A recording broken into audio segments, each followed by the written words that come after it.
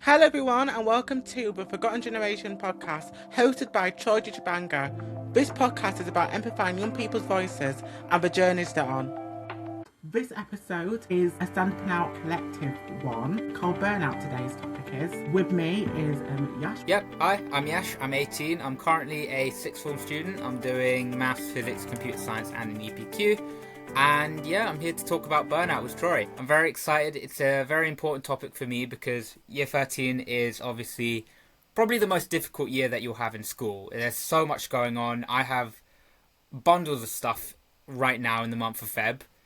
And yeah, it's something that I need to be more aware of when I'm doing my stuff. And it's been something I've worked on quite a lot recently. Absolutely, and I think it's so important, this topic about burnout. Yeah. And before we dive into that, a little bit of an icebreaker on 3 facts about yourself. And 3 facts about me is that I very much love writing, poetry, walking. Yeah.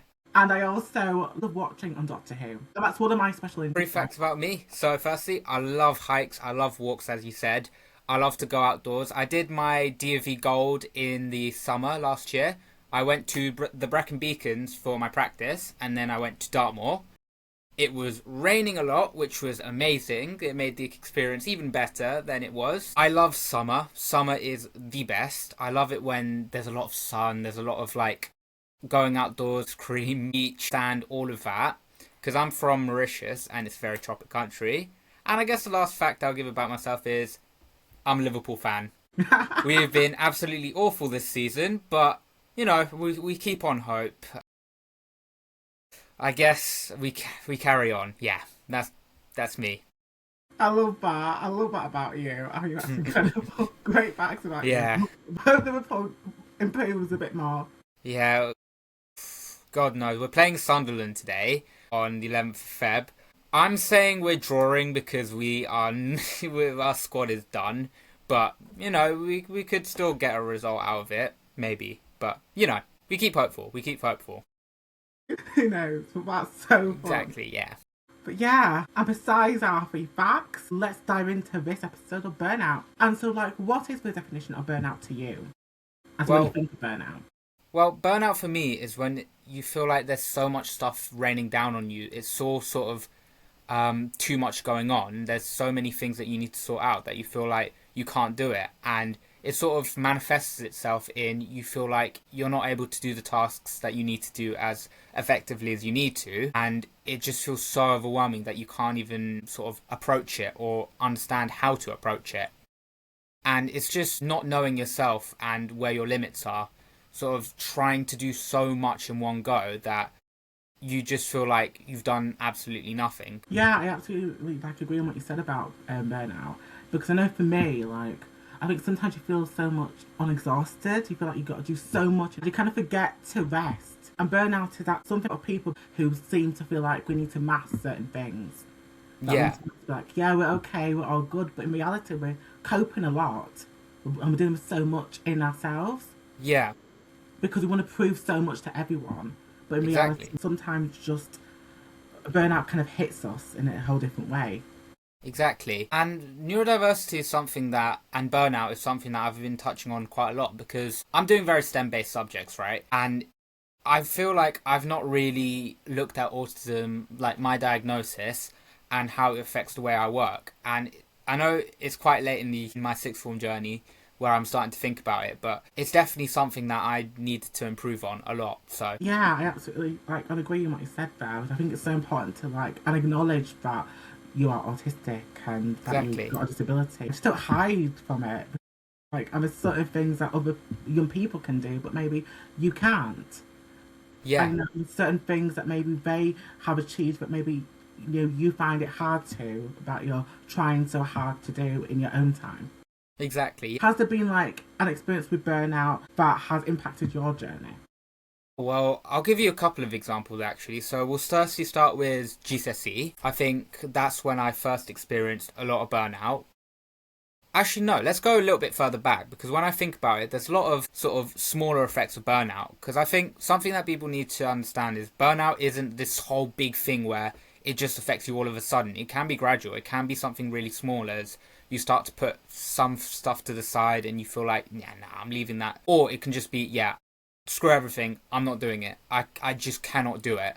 I feel so much struggle when I try to approach it. I think when I say gradual, I mean in year 8 I felt like there was so much going on. Like there was so much work I needed to catch up on. There was a lot of homework that I didn't do, especially because I was in year 7 when COVID hit and we went into lockdown. And then when I came back to school, teachers were like, yeah, start handing in all your work, we want to see everything. And it was like, oh my god, I've got so much to catch up on.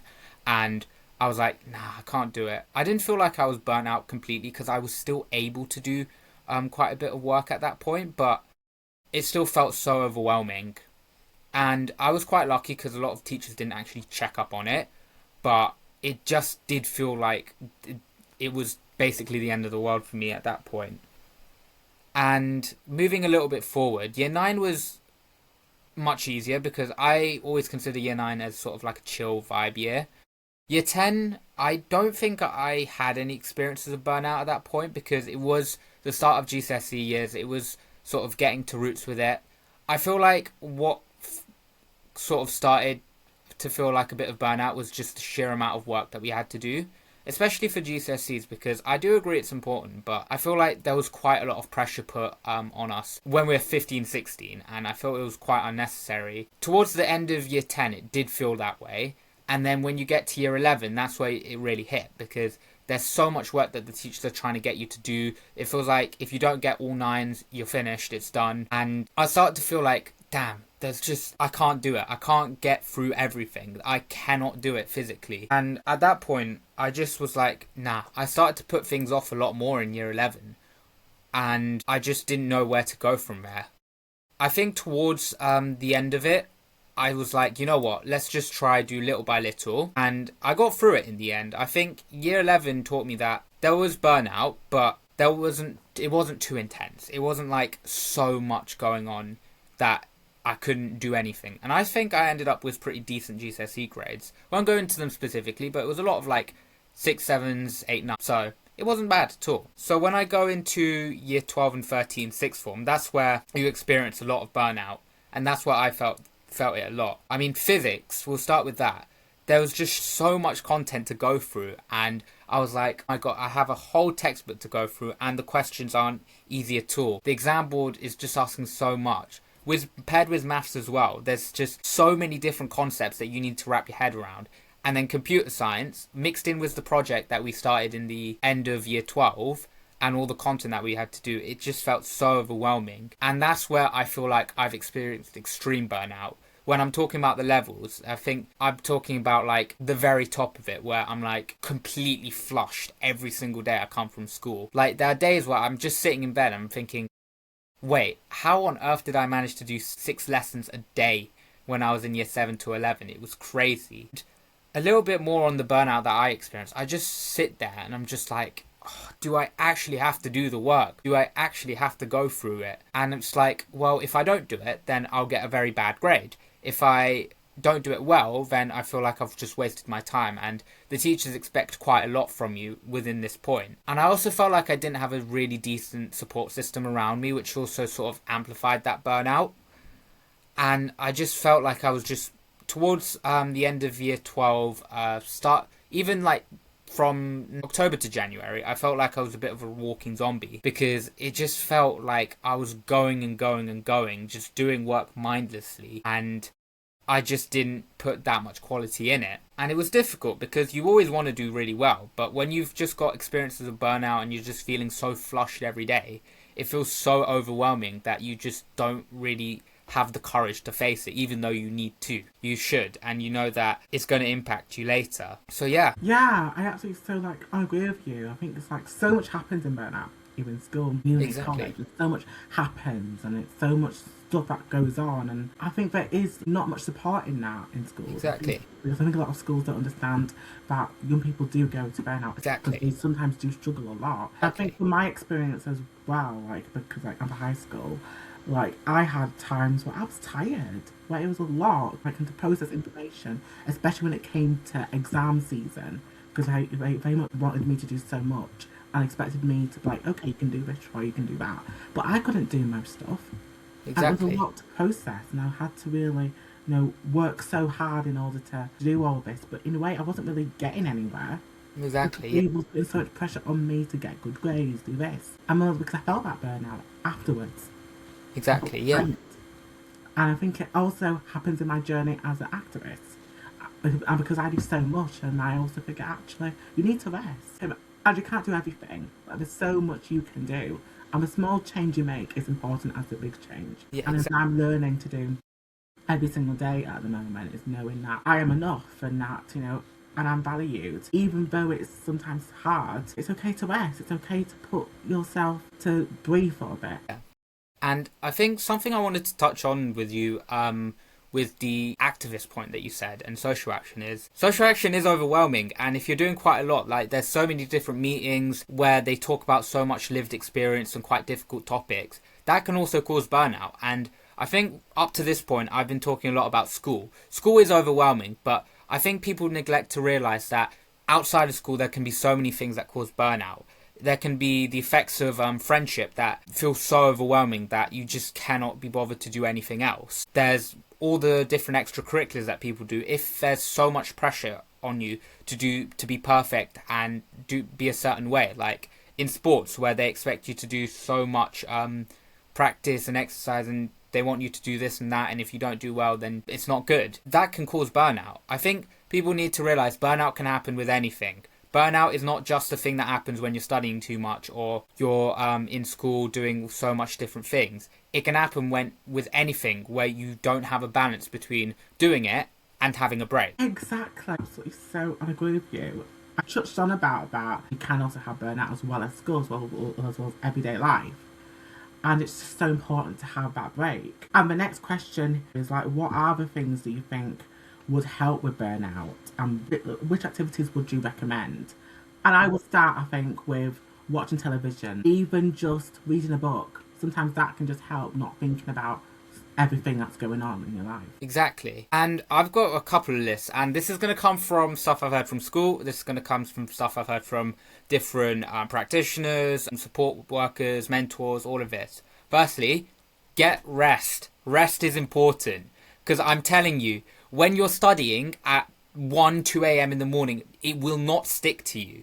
No matter how hard you try. If you're going to school from, let's say 8 o'clock on average till 3, you're coming home, then you're going to sit down, you're going to do whatever you need to do. If you've got some extracurriculars to do, you'll do that, and then you'll come home exhausted, but then say, oh, I need to study. Trust me when I say this, your brain needs to rest, because the only way that you're going to retain anything is by having some sleep. Having trouble sleeping is another thing, but if you're having trouble sleeping, please do not do anything to sort of stretch your brain further, because if you're trying to do work to get yourself to fall asleep, or because you're not tired, your brain's just going to be even more exhausted because it's constantly on the go.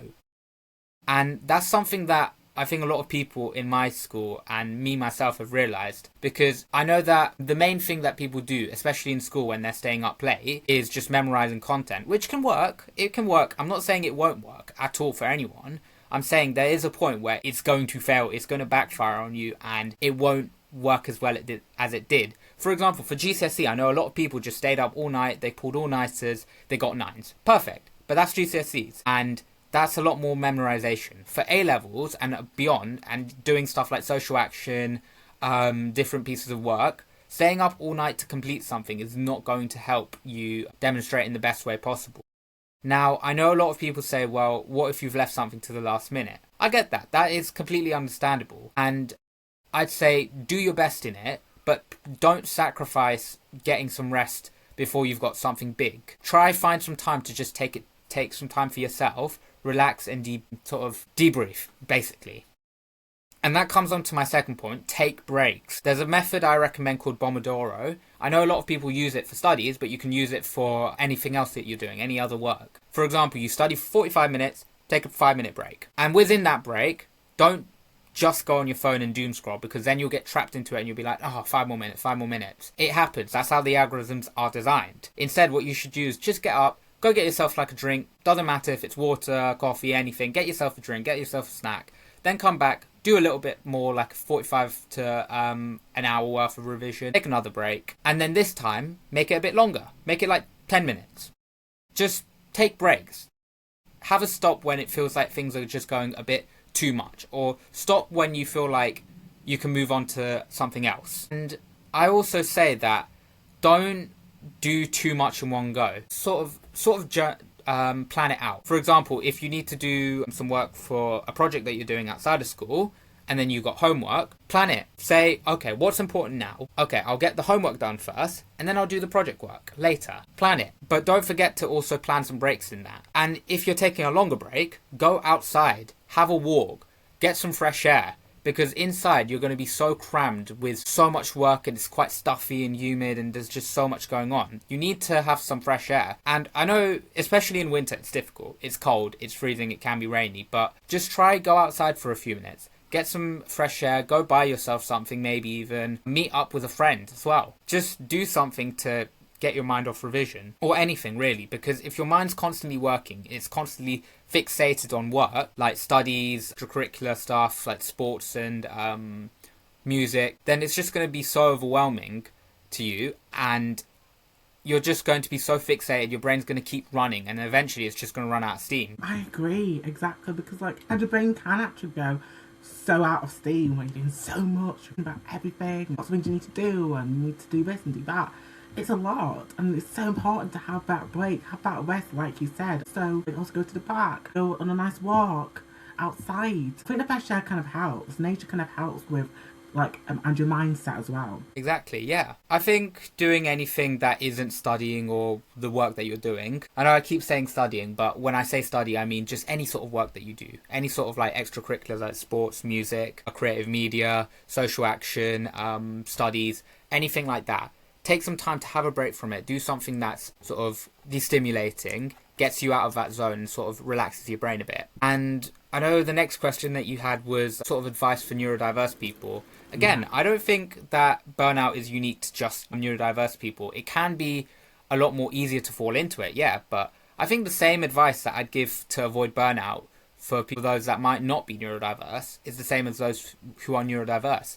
Take a break, relax, do something nice for yourself. Go get like a snack or some food, or do something that you enjoy. Don't always be fixated on doing as much work as you can now. Space it out, especially if you have time to do things. Plan it out. Sort of think, okay, what's important now? Okay, I need to do this homework first. I need to complete this project first because the deadline is at this date. And then do the other things. And also take some time to sort of speak to someone. And that's a big thing. I know that a lot of people feel like they can't speak to their friends about it, but trust me, reach out to someone. Reach out to different organizations online, different people out there. Go to local community events, because trust me, there are people there that want to speak to you. And I know that it's a lot more difficult when you're a young person who's neurodiverse and it's mainly just a group of older people. But trust me, these older people will want to help you. And I know that within my community, there's so many different support places that are just out there that are willing to get young people involved and there to support neurodiverse young people as well. And there's so many charities that can support with that as well. And like Ambitious for Autism and Kids UK charity. And there's just so many other charities out there that can really help with burnout, but also mental health charities as well. Exactly. Like and the charities that I'm involved with, they're mainly like mental health focused, but they do quite a lot for burnout, and they sort of share so many different recommendations for it. I think for me, schools don't really explain it very well. They sort of give it to you like a theory lesson. Like, you need to know this and that. I say there's a lot of different resources online. Just sort of search up tips for burnout. Trust me, there are so many different websites out there that give you information in bite-sized chunks. They don't sort of overwhelm you with everything. And it feels a lot more reassuring, basically. I also say for everyone, not just neurodiverse, but neurotypical as well, that having a day out with some friends, having a day within the week where you don't do anything is perfect. Don't fixate on studying every single day of the week. If you need to, have a day where you don't do as many hours. For example, if you're doing 6 hours a day, every day, have a day like a Saturday where you do 1 or 2. And then you take that day to relax, go and do something you enjoy. Maybe go to like the cinemas, go to park, go to a restaurant, I don't know, something. And I also recommend, if you feel comfortable to, speak to your family members. Let them know that you're feeling a bit overwhelmed. because I think as long as you get it out, it feels so much better than bottling it up inside, and you feel like the world is against you, basically. Yeah, there's lots of resources out there, lots of organisations that can help. UK as well. So yeah, there's lots of different charities and lots of resources. I will definitely link some charities and resources in the description. But yeah, I think it's so interesting how we talked about that, because lots of other young people can get burnout as well, and it's so important that we talk about it and really help lots of others who might be struggling, who might be going through that in their journey. Exactly, yes. And I think that just being aware of yourself and just knowing yourself is the first step of looking at burnout and how you sort of approach it. And another thing I'll say is that burnout isn't something that you can immediately just get rid of. It can take time, and that's okay. It's a gradual thing, but you will see progress. It is something where you will see progress within it. Just understand yourself better and just know that you're only human. There's only so much you can do. Just do your best, especially when it's sort of an extracurricular social action. As long as you know that it's a piece of work that you're happy with, that's all that matters. Because trust me, things like this won't matter in a year or two, not even like 6 months. It is something where it feels heavy now, but you realise later down the line it's not that deep. Exactly. I couldn't agree more on what you said. Thank you so much for talking about that with me. And to end this episode, what are the 3 favourite movies or television shows you watch to relax, and what are your top recommendations? Okay, well, I'll start with Brooklyn Nine-Nine, very funny. I'll go with Tom and Jerry, always a classic. I love Tom and Jerry! Oh, who doesn't, honestly? Best cartoon ever. And then following closely is Mr. Bean. Mr. Bean, both the animated and unanimated series are top-notch. Absolutely, I couldn't agree more. For me, I would say Scooby-Doo. I also love the movie Matilda. I also like Sherlock Holmes series. I think we've got some great recommendations. Yeah. Yes, well, that was fun. And that is it for today's episode of TFG Journey Talks, talking about burnout with Yash. It was so good to have you on today. No worries at all, and thank you for having me, and I hope everyone sort of gets something from it or just enjoyed the episode. We're back next time for another episode, but until then, have a wonderful day, everyone. Bye. Please support the podcast by subscribing and rating the podcast. I'd love to hear what you like and what could be better for future episodes. If you want to find me, you can find me on Instagram and iwill.troy, and also on X, iwill_Troy. Tune in to next week's episode.